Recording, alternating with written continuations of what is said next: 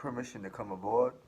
Yo, what's up, guys? Welcome back to my Chubbs Reviews, where I bring review every Monday and Wednesday and Friday. And today we're talking about Aquaman, a movie I think you must watch or should watch before the Justice League Snyder Cut or before Justice League in general, even though in the DCEU it technically does take place after Justice League, and we know that because of one singular throwaway line in which Amber Heard's character, or Jason Momoa, or Aquaman's love interest in this movie will mention the events that take place in Justice League in one line. And that line does not matter. I think 100%, like I said, the point of this video is you should watch Aquaman before Justice League, and specifically the Snyder Cut, because I heard Aquaman is still one of the weaker characters in the Justice League Snyder Cut movie. That's just what I've heard from other people's reviews. I've heard Cyborg gets done pretty good, Flash is a little bit better, and so on and so forth. I guess just, Aquaman, I think you need to watch his movie first because it really explains his character, his origins, and how he becomes the king of Atlantis. So yeah, we got Jason Momoa as Aquaman.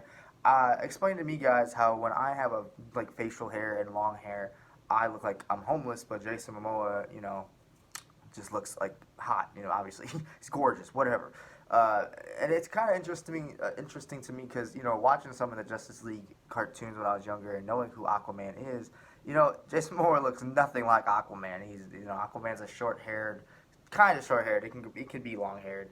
But blonde guy, and he just kind of acts and looks not that much like Aquaman, but it grows on you. It's kind of like its own take. At least I had to kind of take that. Plus the world here. The reason you watch this movie is for the dumb fun of action.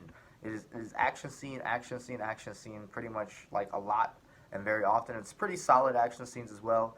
In the world of the underwater world of Atlantis and all the 7 kingdoms or 6 kingdoms in Atlantis, you get tons of Aquaman lore and world building in the underwater cities, and just tons of places, and they damn near visit all those fucking places. We get Aquaman's backstory very quick and fast. About his father and his mother. And basically Aquaman, to me, he kind of comes off as the movie itself, Atlantis comes off as Wakanda, as in the main villain's plot is that he wants to take all the kingdoms in Atlantis and invade the land people, invade us and all that. And Aquaman kind of wants to obviously not let that happen, and he doesn't want to. He doesn't come to want that. I think I like Aquaman's character in this. I do and I don't like him, but I like him because he doesn't really want to be king. He doesn't really try to get involved. He's more or less forced, or things just happen to him, and to where he has to make these moves. And eventually, he does finally become what he's supposed to become. But he doesn't want to become the king at first. He just generally doesn't. And I found that humbling or whatever. We got 2 villains in this movie. Like I said, we got the Ocean Master, which gives some of the corniest, cheesiest fucking lines I've ever heard in a movie ever. When he comes to, "I'm the Ocean Master," just sounds so silly. I get that is a Aquaman villain, but they just presented it terribly. It was acted pretty well. I forgot who played the main villain in this. I did watch this movie a week ago, so my memory's kind of rough on it. But I do recommend this movie before watching Justice League. That's the point of this video. We also got Black Manta shoehorned in this movie. I thought he was really they threw the reason he's Black Manta in the movie very early, and I thought, okay, he's gonna be the villain, cool. And then they don't come back to that till really midway through the movie, and you have a couple fight scenes with Aquaman and Black Manta, and they're really good. But then they just kind of throw him away, and he's forgotten about. And it's just they either shouldn't have used him, or they should have used him for a second movie. And they should have really just focused on Aquaman's half brother as the villain, Orm, Ocean Master, whatever the fuck. Trying to get all the kingdoms together and invading the land people. And there, like I said, really cool spectacle here is when it comes to big wars, battles even. There's a bunch of different races in underwater. There's a crab people race, a crustacean race, and they're a part of a huge battle at the end that's kind of like a fucking war underwater. It's just there's I don't know how much money this movie had budget wise, but it looks like it went over $300 million.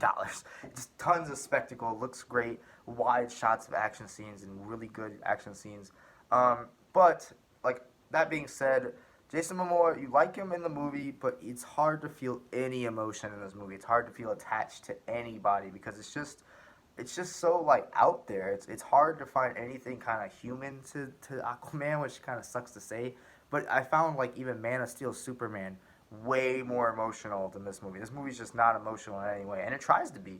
It just you do not feel it. You just don't feel it at all. And I think it's because of it might be the acting, but I think it's just because of how they just didn't give you anything to relate to Aquaman. They didn't give you anything to relate to anybody. It's just such an out there story, and I do like it for that. But it almost feels like a fucking sci-fi movie, and it's not. It's underwater. It's just it's good if you like sci-fi movies and it's a lot of action and you like Jason Momoa. But there are still quite a few little flaws in here. But I think it sets up the character of Aquaman perfectly. It shows you who he is, and you don't need all that backstory in Justice League of Aquaman if you already get it here. It's definitely, I think you watched this right before Justice League, Zack Snyder's cut. If I didn't get that point across already, um, the talking and the lines and the writing is very corny and cheesy sometimes. You can love it or hate it. I had a little bit of both in this. Like I said, I hated Ocean Master's lines, but I liked a lot of Aquaman's lines, even though he's not really relatable. He's just goofy. He's fun. Jason Momoa makes Aquaman cool, which is kind of like, eh. Also, Amber Heard is in this movie, which everyone hates her now, and I understand it. Like, she's really not that great in this movie, so they could get rid of her and no one would care whether she did, like, what she did to Johnny Depp or not. But yeah, fuck Amber Heard, hashtag that right there. Um, and yeah, Willem Dafoe's in this movie as Aquaman's kind of trainer, and it's just his character was wasted, not really used to. A lot of characters wasted. This movie is like so opposite of Wonder Woman. I think I saw this in Angry Joe's review. Like, I'm not trying to copy anyone here, but Wonder Woman has okay, like one or two great action scenes and really good characters, and but those action scenes are really small and like compressed, And like I said, really deep characters and really good emotion and relatable, even with her and Steve Trevor and Wonder Woman.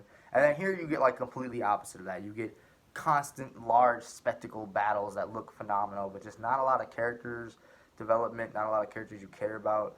I mean, you get a little bit of character development from Aquaman from the beginning to the end because he's like the reason he allows Black Manta to be Black Manta. Like I said, he doesn't want to be king because he doesn't think he deserves it, and then by the end he changes.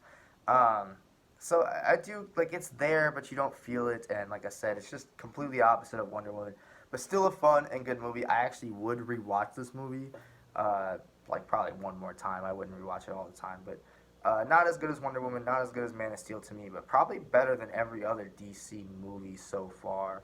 So I would put it's probably up there with like Shazam to me. It's a lot like Shazam, very corny, but good action scenes. Shazam has a bit more emotion to it, more of a family film. This is more of just an action. And I don't know. I'm excited for Aquaman 2 whenever that comes out. And I'm excited as shit for the Justice League Snyder Cut. Hence why I reviewed Batman v Superman, Man of Steel. I think I reviewed Wonder Woman as well and Suicide Squad. Go check out all those videos. And today, like I said, I reviewed Aquaman. Watch this before Zack Snyder's Justice League. Won't regret it. It'll just give you a nice introduction into Aquaman. Even though it does take place after Justice League, it doesn't matter. Trust me. Thank you guys so much for watching. Oh, my final verdict on this movie, if anyone even watches this far, if you do watch this far, comment down below. That would be blowing my mind because I don't think anyone actually does. My final verdict is going to be an 8 out of 10. It's just a solid 8 out of 10. It could be a 7 maybe, but I think it's an 8. I would rewatch it, and I'd give movies that I would rewatch like an 8 or higher. So anyway, thank you guys so much for watching. Like, comment, subscribe down below, and I'll see you in the next video. Peace out.